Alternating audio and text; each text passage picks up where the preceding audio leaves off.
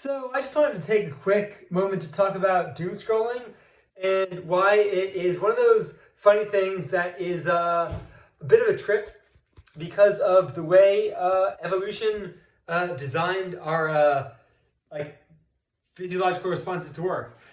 So you know how our ancestors would have gotten the same sense of like visceral fear and doom from like encountering a giant tiger in the wilderness as a modern person might from seeing some news piece on Facebook or whatever about any number of horrible things that are constantly happening in the world.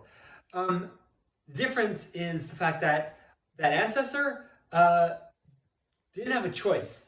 Uh, like there was that ancestor could not get out of that situation. That ancestor had to play their hand. You know, there was no escaping it. There was only dealing with the situation as it stood.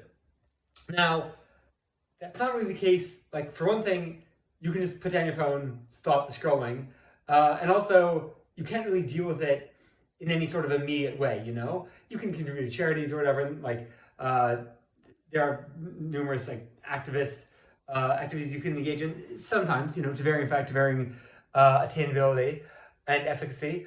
But in that moment, you can't do anything. But because of that ancestor's rigid position in that situation, we're wired to think that we have to deal with every situation as it comes without a choice in that, just on an instinctual level. And because there's no real immediate thing to do when you're just scrolling on Facebook for more terrible news things, the trigger that gets pulled is to just keep scrolling because that's the only way our sort of hindbrains can conceive of to deal with the situation as those hindbrains have evolved. So just break out of that. You're stronger than that reptile at the back of your brain, right? Reptile brain, hindbrain.